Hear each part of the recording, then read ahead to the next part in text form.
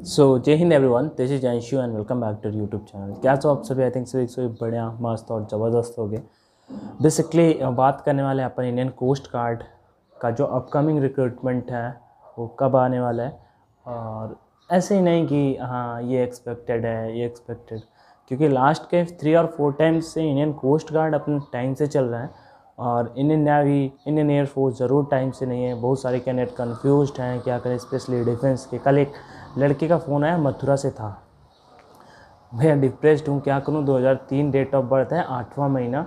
हाँ, और तो मैंने बोला एयरफोर्स की तैयारी करो, ठीक है। वही है, आपको भी करना चाहिए। अगर 2003 डेट ऑफ बर्थ है, कितना भी डेट ऑफ बर्थ है, अगले 1 से 2 महीने में ज़रूर आपको, अब अगला महीना करूँ ज़रूर कुछ ना कुछ देखने को मिल जाएगा। हाँ, चीज़ें सिस्टमेटिक वे से चल रही होती, सारी की सारी चीज़ें सही ढंग से चल रही होती तो मे भी आप में से बहुत ऐसे हो कि ट्रेनिंग पे होते हैं, ट्रेनिंग सेंटर पे होते हैं, ट्रेनिंग कर रहे होते हैं।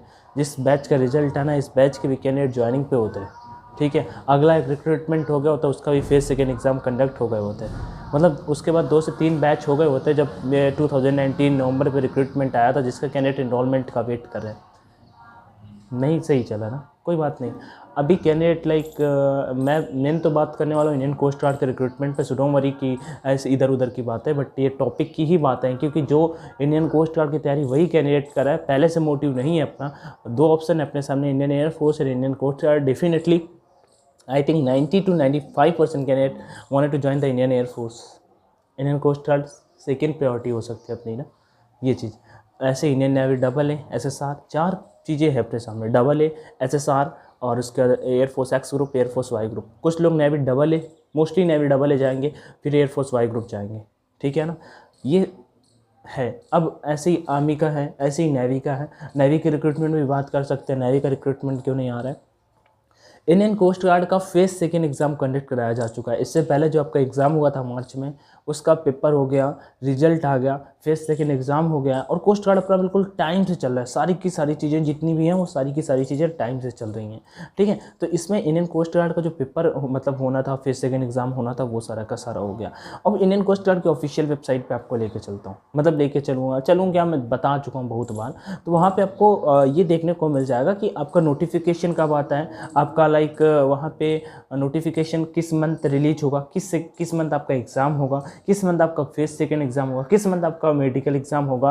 और ये मैं चीज़ें सीधा क्लियर बोल रहा हूँ, वो स्टेज पे बोलते हैं। ऑफिशियल वेबसाइट पे स्टेज पे लिखा हुआ है, जैसे कि स्टेज फर्स्ट कब होगा, स्टेज फर्स्ट मतलब आपका एग्ज़ाम, स्टेज सेकेंड आपका कब होगा, स्टेज थर्ड आपका कब होगा, स्टेज फोर्थ कब आपका होगा, ऐसे वहाँ पे ऑफिशियल पे दिया हुआ है। तो उसका भी कोई टेंशन ना लो कि भैया किस तरह से समझाया गया है। तो उसका भी मतलब मेरे पॉइंट ऑफ व्यू से अपकमिंग रिक्रूटमेंट से कोई दिक्कत नहीं है कि स्टेज वाला क्या सीन होता है, ठीक है। इस तरह से चीज़ें कंडक्ट कराई जाती है।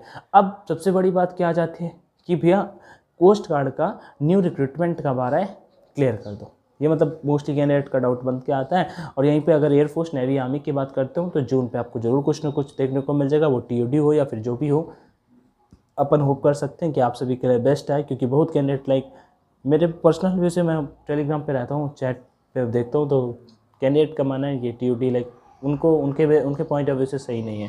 बट अपने अकॉर्डिंग तो भाई गवर्नमेंट या फिर डिफेंस चलने वाला है नहीं, वो अपने को ज्वाइन करना है तो करेंगे, नहीं तो कोई दिक्कत नहीं है, ठीक है। कुछ ऐसे ही बोलते हैं कौन जाएगा, भाई बहुत जाएंगे। अनएम्प्लॉयमेंट जानते हो ना भाई इंडिया पे कितनी है। नेक्स्ट बात कर लेते हैं।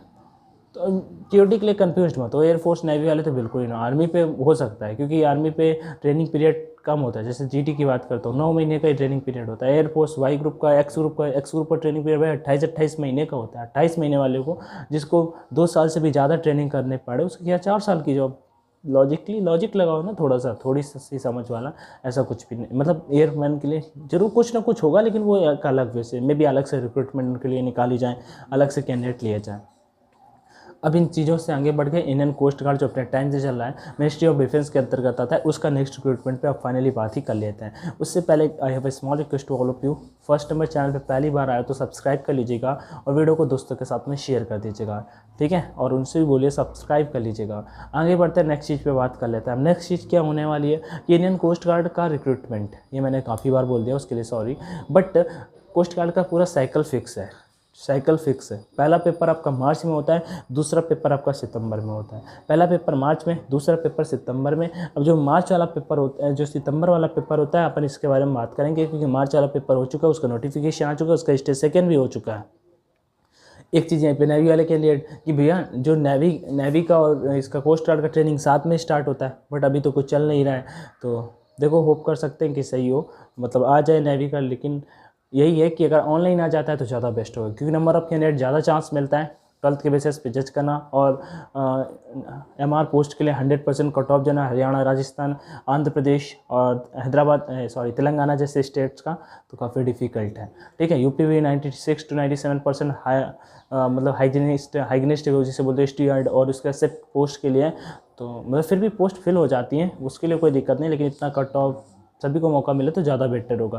फिर वो कट ऑफ जाती है, पर्सनल व्यू है। आगे बढ़ते हैं कट। अब यहाँ पे सितंबर वाला आपका रिक्रूटमेंट कब आने वाला है, इसके बारे में टॉपिक पे बात करेंगे। तो सितंबर वाला रिक्रूटमेंट आपका 2022 का जून एंड, मतलब कि ये 25 जून से लेके 5 जुलाई, 25 जून से लेके 5 जुलाई के बीच में आपका नोटिफिकेशन आ जाएगा। अभी सारी की सारी चीज़ें क्लियर कर दूंगा।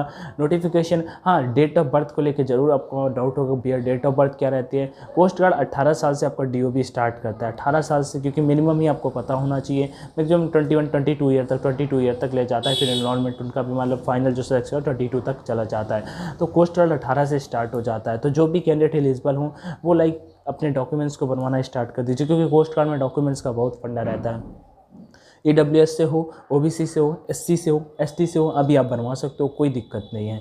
ठीक है, और इसके लिए मैं थोड़ा सा अलग से कुछ ज़रूर बताऊँगी, क्योंकि डॉक्यूमेंट्स को लेके इंडियन कोस्ट गार्ड एक अलग ही थोड़ा सा डिफिकल्ट हो जाता है। वो डॉक्यूमेंट्स थोड़ा अच्छे से चेक करते हैं। खैर इस बार ज़्यादा फेस सेकंड एग्जाम में ज़्यादा स्ट्रिक्ट वे से चेक नहीं किया है, वो स्टेट का भी लेके गया था, तो वहाँ पर उनको मान्यता दे दी गई है।